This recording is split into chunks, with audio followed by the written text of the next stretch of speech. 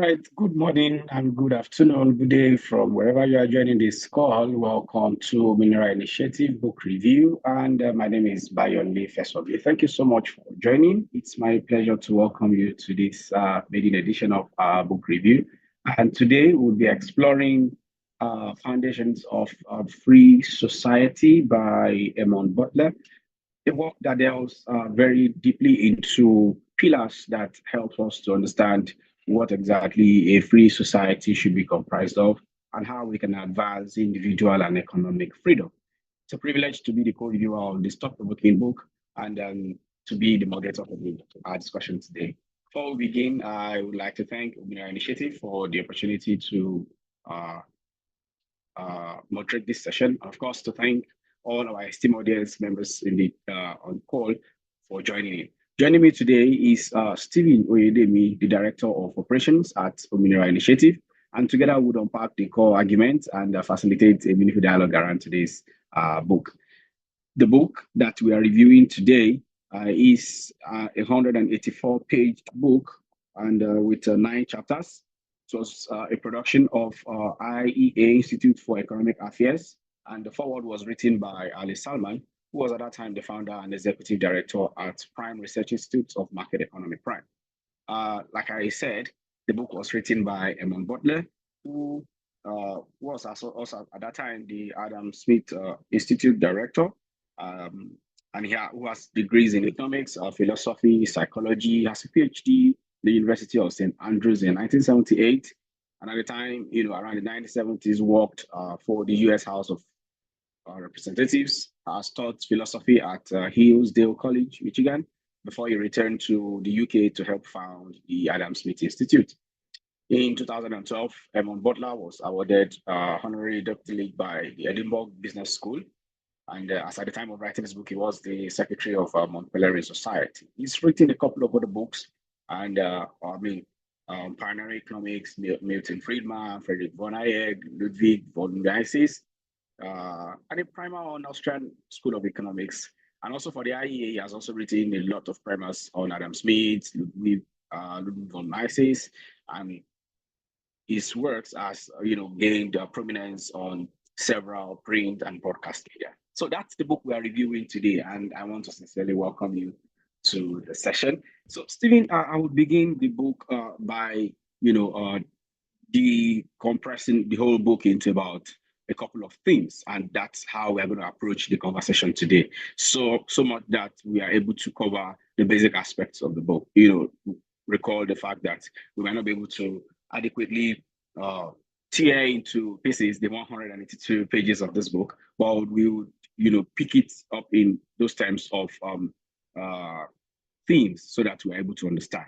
So the book opens essentially with conversation around the moral and economic gains of a free society, and the author tries to bring to the forefront a conversation around how it's possible for people to become to achieve prosperity if freedom is achieved.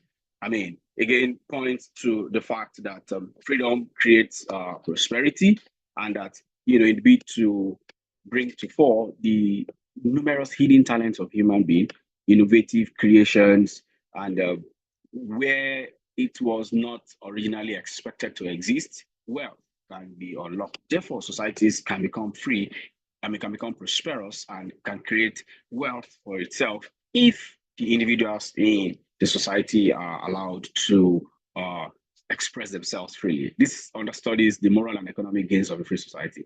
Stephen, what would you say about these first 2 chapters? Recall again that the first 2 chapters of this book speaks to how Emma Butler tries to bring the foundations of individual freedom, and how there's a moral case, there's an economic case again for freedom. Yes, Stevie? Yes, thank you very much, on this. The book is really an interesting one. Anyone who has read it would agree with me that Foundations of a Free Society is one of the freedom-oriented books that really uh, teaches you the fundamentals of freedom and a free society. And firstly, I would say that what does a free society even mean? To a large extent, it's an idea. It's not reality. What you see in most countries, even the freest countries, is relative freedom. I mean, no country is 100% free. So this is an idea that's been propagated about the beauty of a free society. In a free society, life is better. There's prosperity. As you mentioned, freedom and prosperity go hand in hand. In fact, prosperity is not possible without freedom, and that's the case that Herman Potter was making in those first two chapters. That fundamentally, freedom is connected to prosperity. And when people are free, it provides that platform, that basis, the environment to create prosperity. They can deploy their creativity, their innovation. But it says something that interests me in that chapter about the fact that human beings, freedom completes human beings. Nobody wants to be unfree. And you see, the freest countries in the world, the likes of the United States, the likes of Canada, the likes of Singapore, they've been experiencing mass immigration throughout the last couple of years, and people are basically just speaking to freedom with their feet. They like freedom, and people are living in less free countries, basically. And that's one of the examples that Emma Butler made in that book, which is quite an interesting one. All right, thank you, Stephen, for that very, very beautiful introduction into how Edmund Butler tries to establish the justifications around economic and personal individual freedom, which forms, ultimate pillars for a free society. It's important to also establish at this point that a free society is best achieved when individuals in that society have enough uh, freedom, enough opportunities for them to express themselves. This is the only way for them to not go poor. This is the only way for them to be rich, not by exploiting others, but of course, by creating voluntary exchange of values that would help them, to not only disrupt the economy, but of course, again, create wealth where it seemingly does not seem to be visibly existing initially. Again, now we move very quickly, Stephen, to another aspect of the book, which is another thematic area of the book, where Edmund Butler tries to bring in uh, freedom and equality into a box.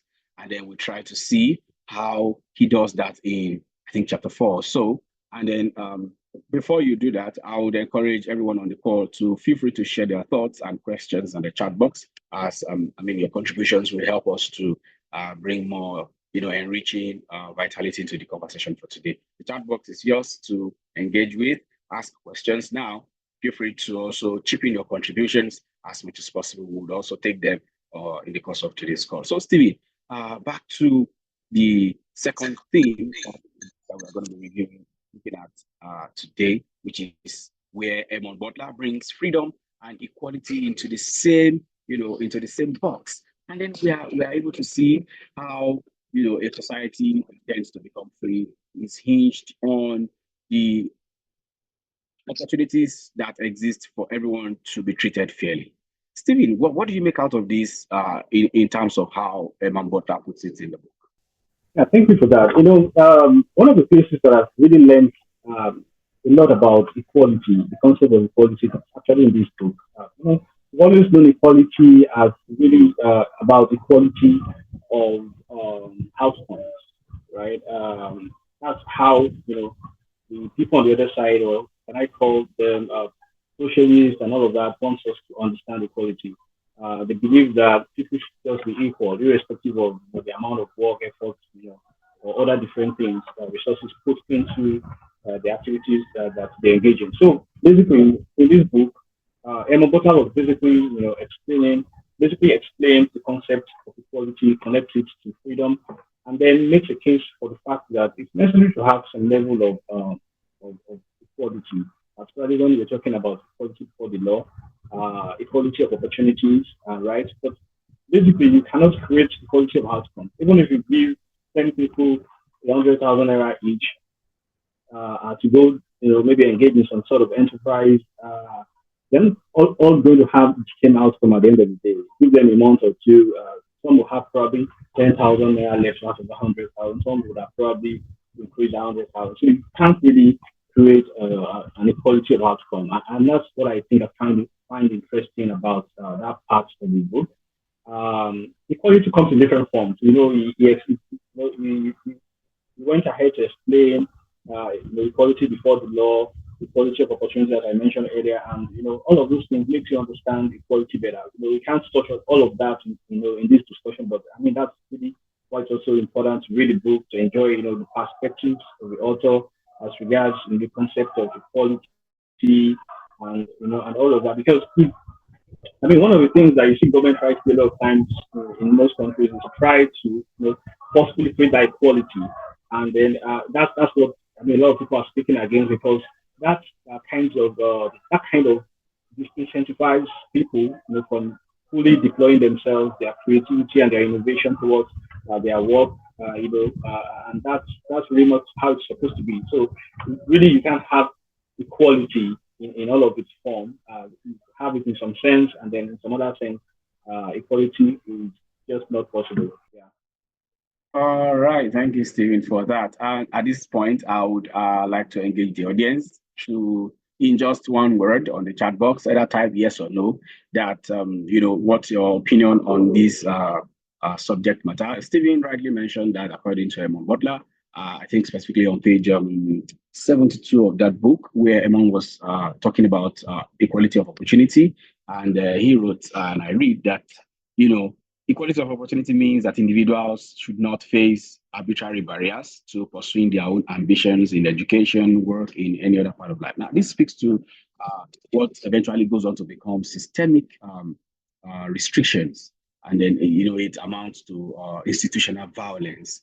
I just want audience in just a yes or no. Do you think that there is equality of opportunity in your country? I want to assume that audience are joining, people are joining from various parts of the world. So I don't want to say Nigeria or say somewhere. Do you think there is equality of opportunity in your country? Say yes in Nigeria or yes in the country you are joining in from. Yes, I want to see your responses on the chat box. Are there Do you think there is equality of opportunity? Does everybody have equal access to opportunity in your country?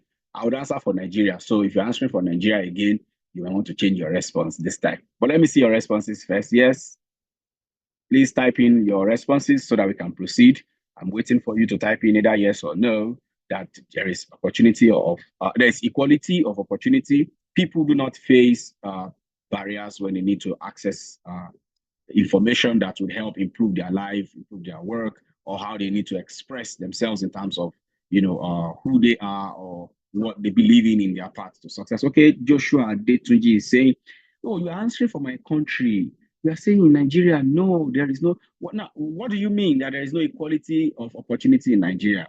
Joshua Detunji, you want to unmute yourself? Yes, I'll give you 1 minute to do that if you want to. Yes, because as far as Emon Butler is concerned, we can only attain a free society if there is equality of opportunity. So if you are saying there is no equality of opportunity in Nigeria, I would like to know what you mean by that, Joshua Adetunji. Are you able to do that? Or I should pass the microphone to, yes, Yeah, you can. all right. Please. Thank you very much, sir.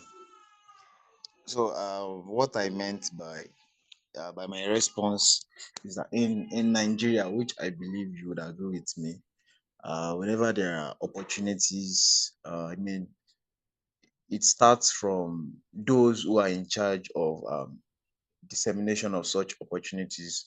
They tend to share it with their family members, their close relatives, rather than disseminating it the proper way it should be done.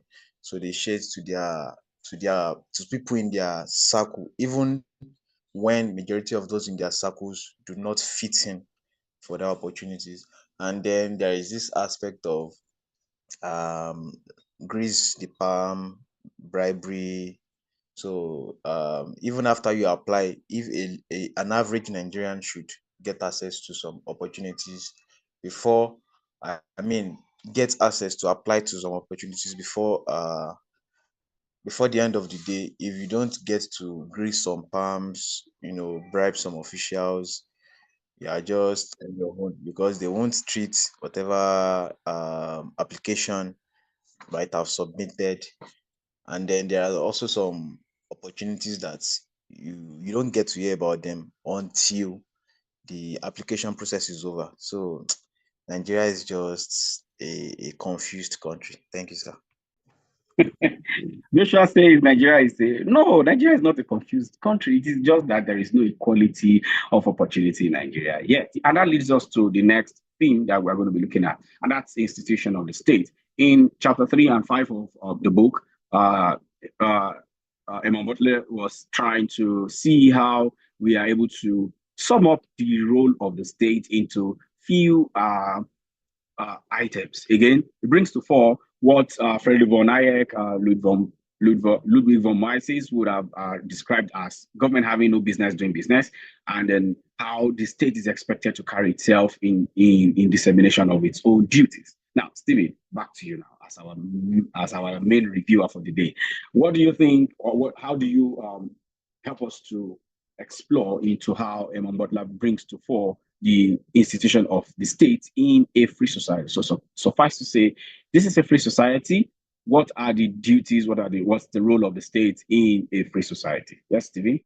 All right, Bios. Thank you once again. Yeah, so I mean, it's been interesting so far. Nice, perspective from Joshua about how free access to opportunities in Nigeria, quality of opportunities is it there? Yeah. So for talking about how the state comes into play, I mean, you would agree with me that when it comes to the state itself, from the classical ideas of how the state was formed, it's basically about people coming together to say, look, there are things we cannot do individually. Let's come and form a government. And that's why there's a social contract. So the people are willing to let go, with some of their resources, talking about taxes and all of that. And then the government uses that to do certain things for the people. That's practically how it's meant to be. In a free society, I believe the role of government is supposed to be limited. Government is not supposed to try to do everything. Government is involved in this, involved in that. I mean, in Nigeria, government is involved in refining for, ineffectively. They're involved in trying to produce food, involved in almost everything. And see that when government is involved in almost everything, you see how poorly they perform, basically. So the role of government from the perspective of Emma Butler in this book is basically to protect people's freedoms, to protect their lives and properties and their freedoms. People desire freedom, and that's why you see people want to be where their basic freedoms. Countries where you don't find basic freedom, people tend to want to leave those countries to be in places where they find basic freedom. So the perspective of Amoboga in this book is basically saying that these foundations, the foundations and specific functions of government needs to be limited to providing adequate security for the people, protecting people's lives and properties, protecting their freedom, and extending freedom to places where they're either an absence of freedom or it's insufficient. So basically, that's meant to be the rule of government. Government is supposed to be limited to that. And that doesn't mean that government won't be involved in a few other things, like maybe having certain agencies to do one or two things. But it won't be that government is trying to do so much. And then, try to have what they call a welfare state, where government is basically trying to provide everything. And then resources to do that keep coming from the limited working class, through taxation, increased taxes, and all of that. So, ideally, in a free society, there should be a limited role of government. So it's nice to hear your perspective as well. All right. Yes. For Emma Butler, which is rightly true, the role of government has to be very, very limited. And of course, in this case, limited to what the Constitution dictates as what's possible. Uh, yeah, that I mean, for me, the need for us to limit government boils down to a lot of things, which not only boils down to what extent their power is, it also boils down to how how how how much of those powers they can exercise. A couple of times we tend to see government or the state as overbearing. The response, according to Emambodla, is no. The state is subservient to the people, and that's the ideal in a free society. And I say that's the ideal because that's how it's supposed to be. If the state's job is to cater for the people, not the other way around. Not that the people, pay taxes for the state to exist. No, the people pay taxes and for the state to be able to use those money to serve the whole state. Not that, I hope you get what I'm trying to say, that the state exists essentially to serve the people, not that the people are existing to keep a state in existence. So the role of the state is expected to be as limited to the constitution as much as possible. Now, Emma Butler in chapter 6 of the book was trying to open up a conversation earlier in chapter 4 where he was talking about justice. And, that's also part of the role of the state to ensure that there is justice in the state. That is, in terms of justice now, he described justice extensively or specifically to how we behave and how we, with respect to one another, and how rewards and actions should be distributed among people within the state. Now, that's for him, but that which is correct. And, offended that address uh, uh, displeasure or dissatisfaction. How do we address discontent? How do we address, when there is a breach, and that's where justice comes in. Now, in the conversation on justice, I was about to bring to the conversation how there is a conversation that links justice very closely with property. And here now we bring in property rights, where property is seen as not just a piece of land or a building. It can be movable, can be immovable, can be abstract, can even be the ideas that you have, could be your right over your body, could be the right over, for you to enjoy the fruit of your labor, like Emma Butler puts it, And in a free society, you should not be arrested for or imprisoned without good cause for things that you legitimately own. And that brings me to the conversation on, the theme of property versus justice. Do you think people who legitimately own properties in a country like Nigeria have, do you think they have property rights? Let's just begin with that. Give me your perspective on whether they have property rights or not, and then I'll proceed from with that. Yes, Stevie? Okay, thank you, Bayo. So starting from the question of whether property rights are well established in Nigeria, I mean it's clearly no. Property rights is not well established. To some extent, you have to find some levels of property rights, but really, I mean compared to some other countries where you have freedom to a large extent, property rights is better established in those countries. When you look at this the Economic Freedom of the World report, they measure freedom across the world using some specific metrics, right? And property right is one of those metrics. And Nigeria is not ranking very well in property right.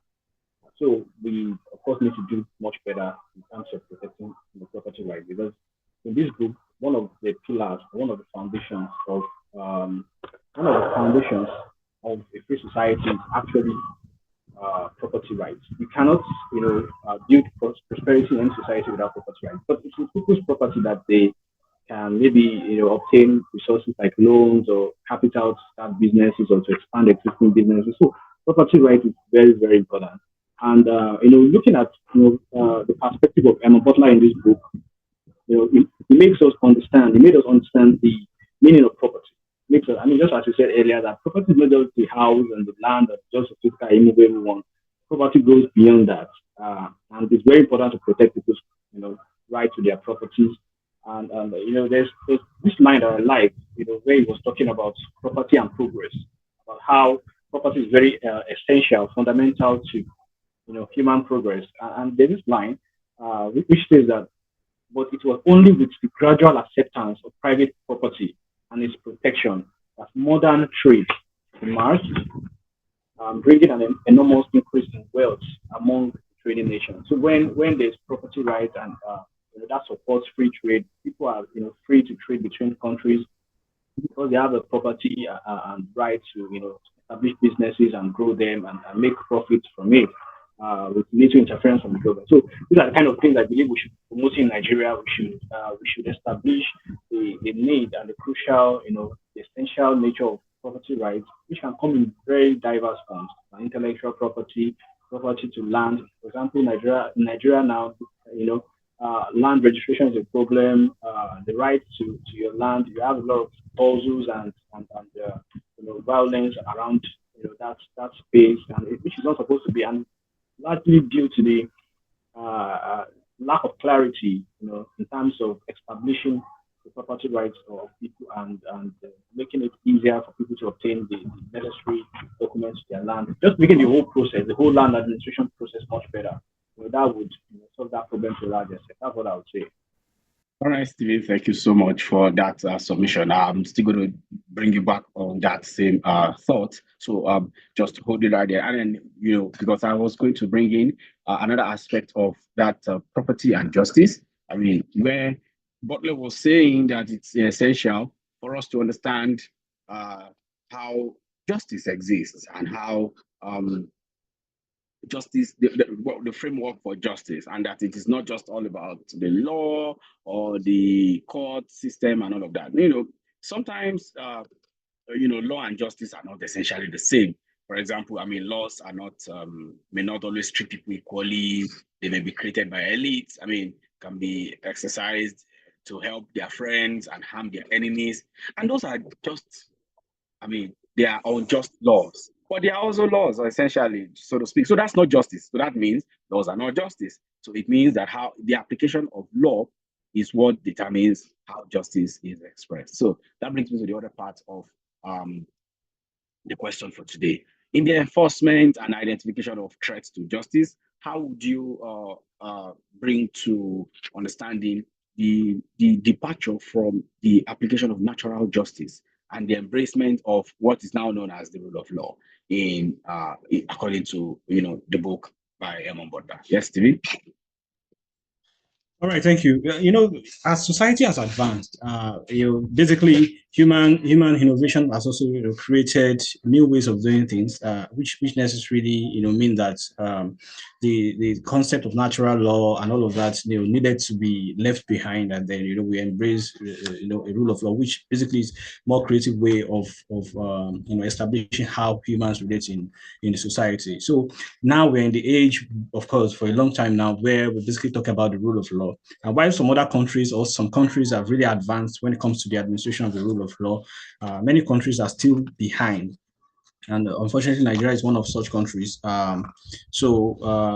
We basically need to advocate more. Active citizens, all of us, we need to, better advocate for the need for the rule of law. The rule of law, the concept of rule of law is very wide, and it speaks to the earlier part of the book, talking about chapter 1 and 2.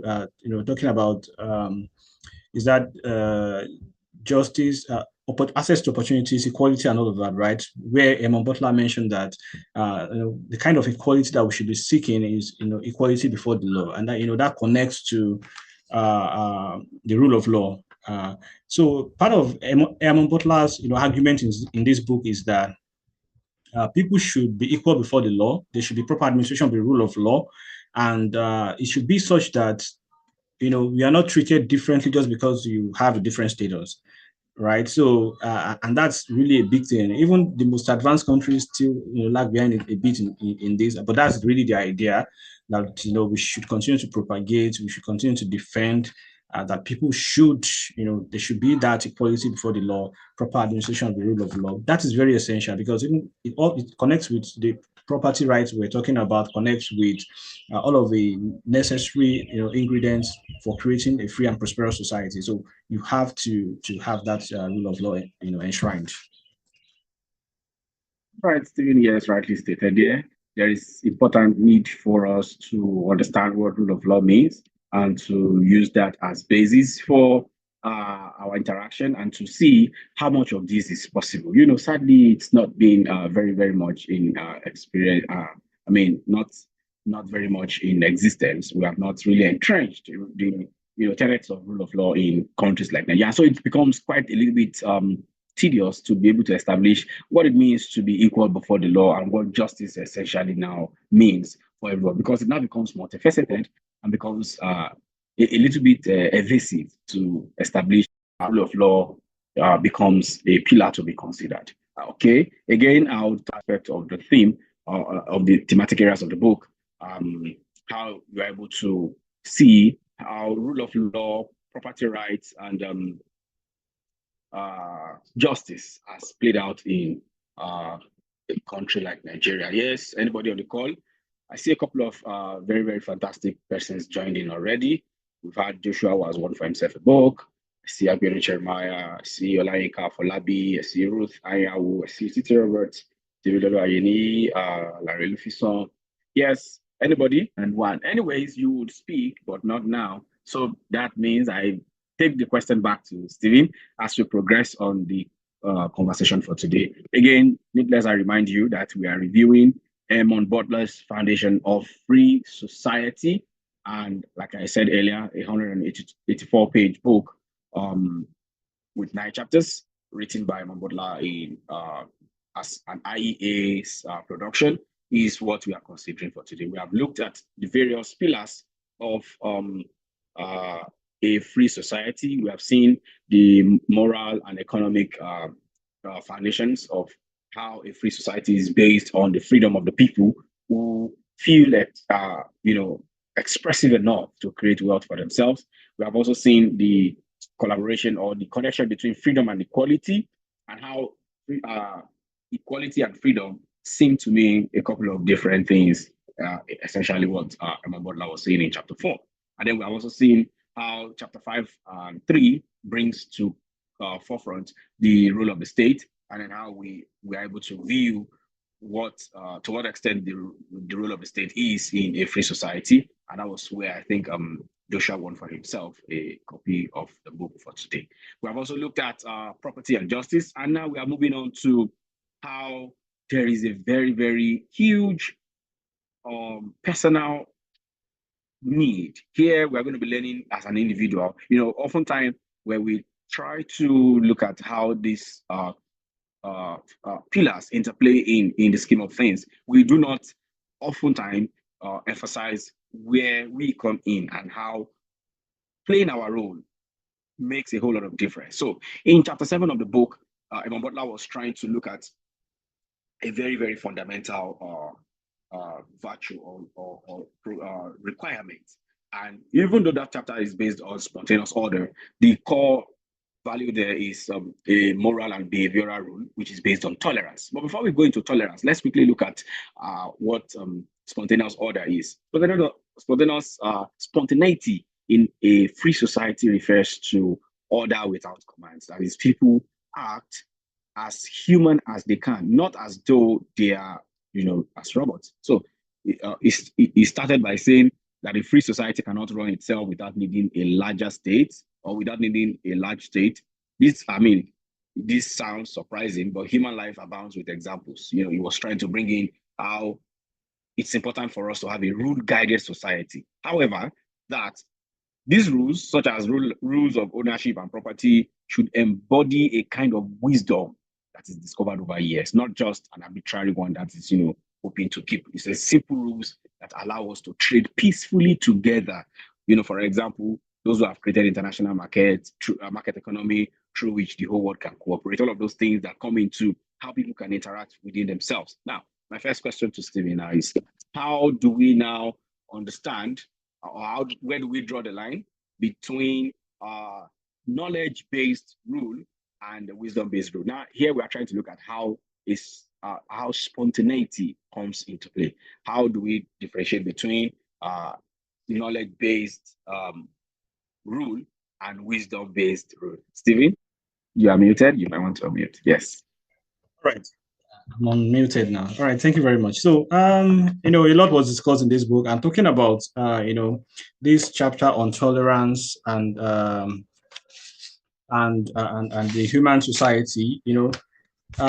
Intolerance. I would say, just as Eamon mentioned in the book, is very fundamental to the lack of freedom in any society. When you have intolerance, it's basically a threat to freedom. And speaking to the concept of tolerance and the spontaneous order and all of the things you mentioned, the wisdom, how it is approached. It's very important that we understand the perspective in the book, which basically speaks to one very important thing I'll mention now, which is the need to make sure that when there are issues in society, talking about the role of government, that there's proportionality in how it responds to such issues. Like you shouldn't be trying to kill a cockroach with a sledgehammer.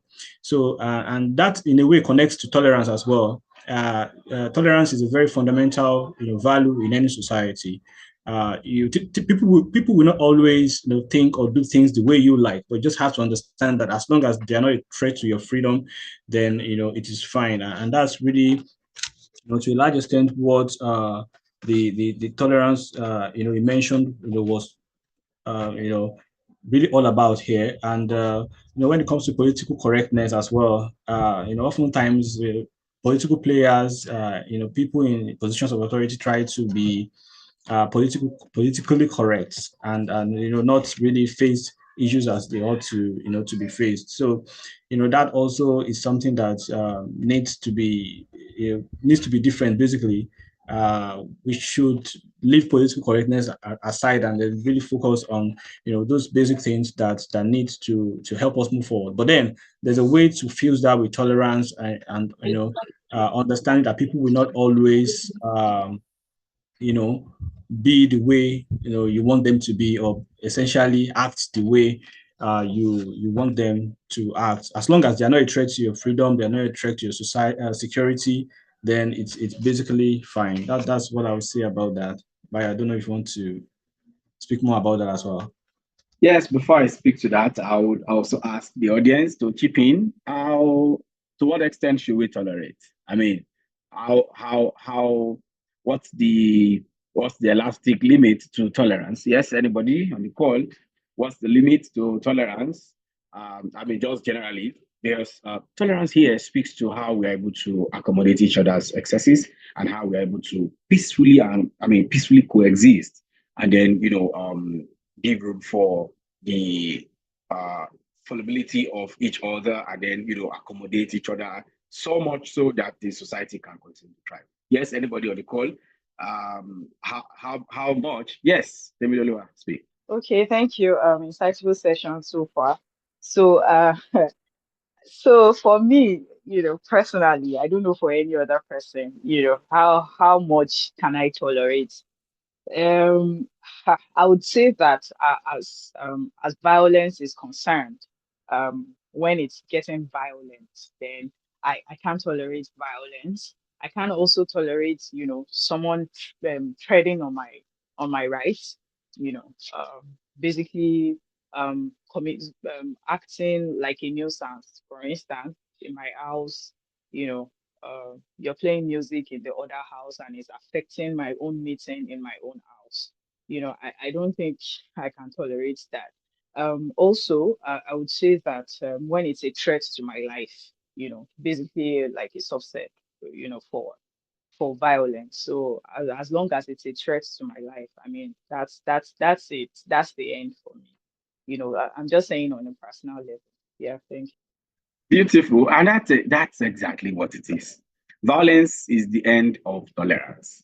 I was just waiting for that. Okay, Joshua. Yeah. Yeah, I think the cocoa has been mentioned, which is violence.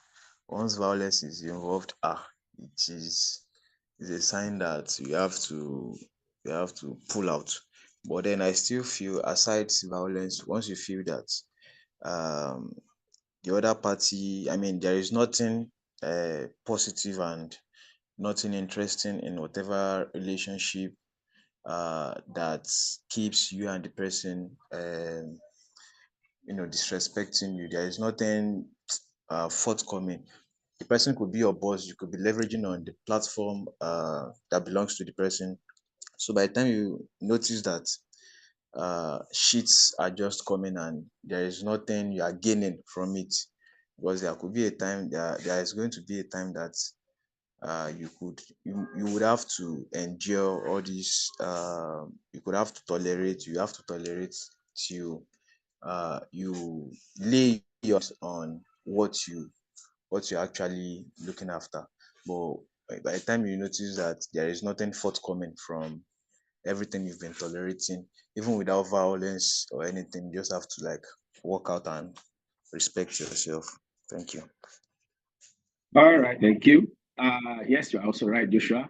And thank you so much, Enola, for your input. And violence again is the height of tolerance. I like Butler mentioned here in the book.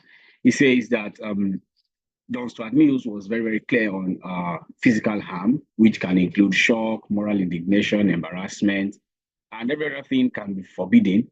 And I mean, and once all of those things are involved, then there is no freedom at all. So, in the case of moral outrage, and then and those who wanted to forbid the behavior would be matched by moral outrage. There's no room for you to, respond violently to a violence. You cannot, I mean, in a free society, in our bid to advance or to attain a free society, in our attempt to arrive at a free society, a society where prosperity abounds, therefore violence cannot exist. Because if a person violently expresses himself towards you, for instance, was playing a loud music around you, there is always, according to Imam Butler, he says, no matter how numerous or emotional each side might be, there is still an objective way to decide between them. So, since a free society does not allow dispute to be settled by force, each side simply has to tolerate the opinions, behavior, and lifestyles of others. So, and this brings to the table the place of alternative response or resolutions to dispute. How do we approach dispute? How do we approach dissatisfaction?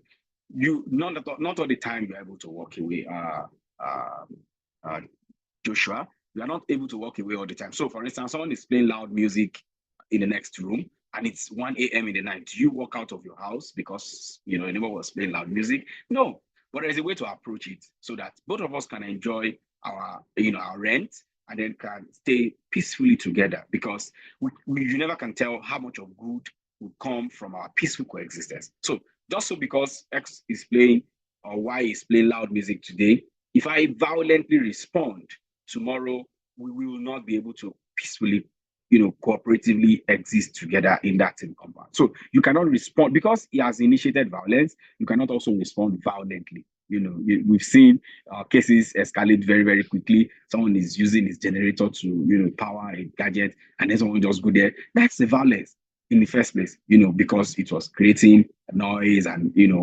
becoming uncomfortable. And then he doesn't go down and pull off the generator and then say, why are you using your generator to disturb? You have just responded with, violently to a violence. And that is how violence exists.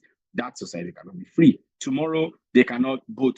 It is very unlikely. The possibilities are low. The chances are very, very low that both of them will cooperatively agree to, go clean the street or go for a project together after that altercation. Violence will definitely erupt. So violence is not the way. Physical harm, and we can always look for alternative means to dispute resolution. Peaceful dialogues, yes, approach. We have to tolerate each other. Like I was speaking to a couple of persons about it some days ago, that the country's economy is not favorable enough. We cannot continue to further harm ourselves. You know, a place where the transport is usually 200, 100 naira. Now you have been forced, by fuel prices to pick it up for 150. And also because the person lacks 50 naira difference, we can't just economically tolerate ourselves. Why not, right? If you agree with me, please just say yes in the chat box so that I'm speaking in your mind. And then, this tolerance cuts across both moral, both economically. The reason why you buy from people you buy from is because you are friends with them. Have you seen market women who send their children? Mothers, African mothers send their children to market and they say, "Go and buy from that my customer." Why? Why should I buy from your customer? Because probably the person will sell for me favorably. Won't she make profit by selling to me favorably? She will. Now, if I go to somewhere else where the person would not sell for me that favorably, won't she also make profit? Yes. But the other person who is my customer is trying to be economically tolerant by understanding my patronage and then rewarding it by saying, oh, he sells for me favorably. So yes, should our tolerance be expressed can we express tolerance economically? We have seen it emotionally, we have seen it psychologically. People engage in in the academic world in psychological dialogues, and everybody holds on to their point. That's tolerance. Everybody holds on to their opinion. That's tolerance. But is it possible to have financial or economic tolerance? Anybody? Just say yes or no on the chat box. I'll just understand what you mean by yes or by no. People on this call need to start talking, because some of the ideas in these books are not just abstract. someone is trying Mhm. to speak. Stevie, yes, is that you? Yeah, speaking to tolerance, Yes. tolerance comes across several aspects of our society, really. And in Nigeria, for example, part of the reasons why we've not been able to, create that homogeneous society, where wealth creation is, very possible, is because of the lack of tolerance and the farmer header crisis at the, at the foundation of that. You find intolerance. Most of the violence and and insurgents across the country, especially in the north, is largely as a result of intolerance. But something also interesting is that aspect of violence, and you would want to believe or agree that it's actually possible to protect yourself with violence, right? Against violence. And that's probably why where the use of violence is allowed. In a free society, you have the resources to protect yourself against attack. I mean, if someone comes to your house trying to rob you or try to, take your life and you have the means to protect yourself, so really, those conversations can be quite deep, but then um, tolerance, I mean, at the bottom of the triangle, thinking about tolerance is basically about understanding that there are different people in society and, trying to accept the concept of pluralism. There will be people of different religions, people of different, philosophical inclinations, people of different worldviews in a society. People will dress differently, people will prefer different foods. All of those differences are the things that people have to learn to tolerate.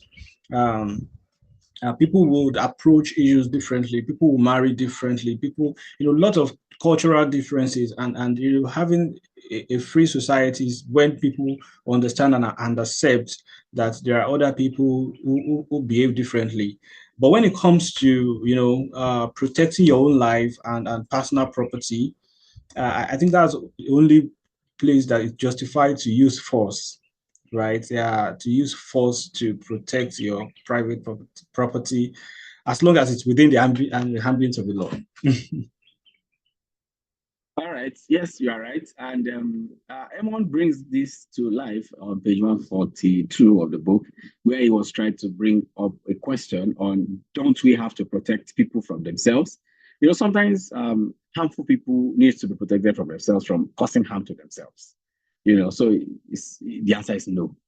Don't you want to be protected from yourself, or do you think you should make your own decisions about how to live your life? Allowing government now it tends to move away from the private and then private conversation or probably individualistic conversation to the relationship between the people and the state. And it says allowing government to decide what is good and bad for us is inefficient, which means we're in a much better position than distant officials to judge the risk we take. And that speaks to the farmer header crisis we were mentioning the other time. These things are between we citizens, essentially, at the end of the day. The cost of Gary will eventually have adverse effect on Nigerians first before it gets to the government houses. I'm telling you, if cost of tomato rises in Bodija market today, more Nigerians will be affected first before uh, Sheyi Makinde or Bola Ahmed Tinubu is affected. So it's dangerous for us for us to see government start banning things that everyone agrees as harmful. But once the principle is considered, that means they can ban everything. So if government begins to decide what is good for us, what is good and what is bad for us, it becomes not cool enough. It becomes so should we be prevented from taking what we wish to take? Should we be forced by the law to take exercises, or should we give up some dangerous sport, or should we give up attending church or not? Should we be barred from reading dangerous books, or should we refrain from criticizing our rulers? The answer is no. People are offending our morals. If people are offending our morals or doing something dangerous, we should tell them so, right? And by doing so, but as long as they are doing no harm to anyone else, we have no right to stop them. So we have right to stop them if they are doing harm to us. For instance, like the example Stephen cited about, in terms of self-defense and all. Yes, but if they are not doing any harm, we have the right to still tell them to. We have the right to tell them that what they are doing is not acceptable. So if your neighbor is smoking, yes, Stephen. In fact, I mean, what you just mentioned about smoking was just what I was going to say. A classic Okay. example. Imagine you live in a compound, there are like 2 or 3 flats there, and you have a neighbor who's smoking. And Mhm. it could be dicey because if you are in a compound and you have a neighbor who's smoking, they could claim that they are not directly affecting you, right? I mean, they really are not directly affecting you. They are living their life. You could tell them like, look, maybe smoking. What's it called again? What the stuff inside the cigarette? Um, Nicotine. not is that nicotine or Yeah. the active Nicotine is substance? yeah. Yeah, nicotine.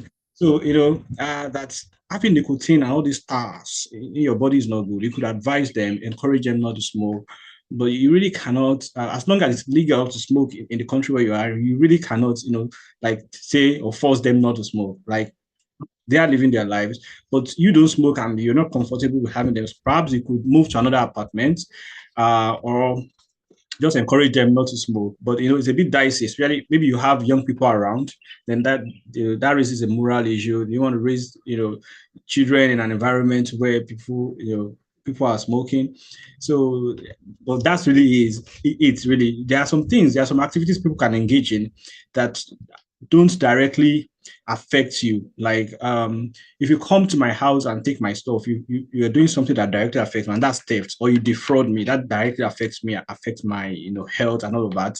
But if you're eating something that I don't like or something I wouldn't eat, that's not affecting me, and probably I really can't stop you from doing that. That's just a classic example of tolerating people really. All right. Thank you so much, Steven. And I hope we are all following through on the conversation, and we are all getting the good of the gist in the book from Emon Butler. Today, we are gradually driving towards the end of the conversation. Just a few more themes, and then we are done. So we move to chapter 8, where Butler is trying to uh, look at incentives and free trade. And interestingly, he was also of the opinion that privatization and globalization can help us to drive a whole lot of the reverse case of top-down capitalism that we do not subscribe to. So, Stephen, what's your opinion? Privatization, globalization, and the incentives to free trade, and your opinion about international trade as well. Yeah, okay, thank you. So, I mean, just as we established at the beginning of the book, part of the basic elements of freedom or basic components of a free society, is that freedom to trade, freedom to move around, freedom of association, all of those things we usually term as civil liberties, very essential, in any free society. At the very beginning of the book, there were a number of things that were mentioned as very essential to create wealth and in the society and create prosperity by extension. And there was a mention of freedom to trade, limited government, which we have discussed earlier. The rule of law and private property. So those are like basic elements, essential elements for creating wealth and prosperity in any society. There is no society that can create wealth in which you wouldn't find high level of property rights, the rule of law, government that's limited to some extent, and that free trade. And just like the cloud, I mean, and something that was attributed to a French economist, Frederick Bastiat, that if goods don't cross borders, soldiers will, right? So for us to have a peaceful society in which it's easier to create wealth, there has to be that free trade. And that's why you will see a lot of conversations about the African continental free trade area, because we're now seeing the importance of trade. We need to trade between one another. Countries need to specialize in the things that they know how best to do, and then leverage that to create massive wealth for their people while exporting their excess production. And that's really just the way to go. And that would be my perspective. Very great stuff has been discussed in this book about international trade, about globalization. There's nothing that comes without its disadvantage. I wouldn't say that trade, free trade, globalization, and international trade are all 100%, perfect. There are like shortcomings, but then the shortcomings pale in comparison to the benefits of these ideals and values. And that's really, that would be my encouragement to us here in Nigeria. To advocate more. Encourage people more to see reasons for us to embrace, free trade, to embrace all of these things that help to create wealth directly or indirectly. So that would be my view on that aspect. Thank you so much, Stephen, for your submission on that. And I want to sincerely appreciate you for staying till this time to engage with us on this book review. And as we wrap up, I'm sure you have enjoyed how we explored, the various themes in the book, how we moved from how Edmund Butler tries to express to us the creation of individual freedom, economic freedom is tied very closely to individual freedom because it is when individuals are free to express themselves, that's when they can think innovatively about how to create wealth, and that's how the economy thrives.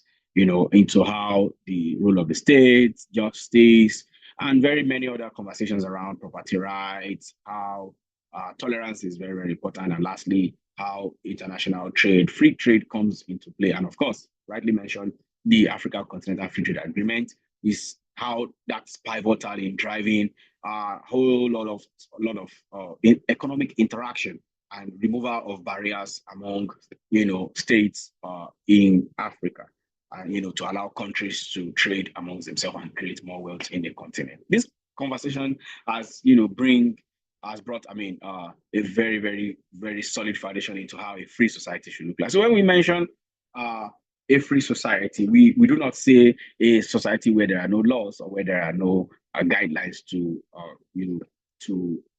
direct how people behave and how people interact. We simply mean that a society where people can express themselves, where people can cooperatively coexist together without resulting to violence, without resulting to conflict. So the journey of learning and engagement does not end here. And I want to sincerely thank the reviewer for today, Mr. Stephen Oyedemi, for taking the time, and to thank you all our distinguished participants. Thank you so much all for joining. I would like to call it a wrap now. Well, I won't be able to do that if I have not thanked you enough for staying tuned till this time. Of course, special thanks to IEA Institute for Economic Affairs and Whetstone Freedom Fund for supporting this program. I want to sincerely appreciate you all for joining. Thank you so much. Enjoy the rest of your day and have a fantastic weekend. Bye, everyone.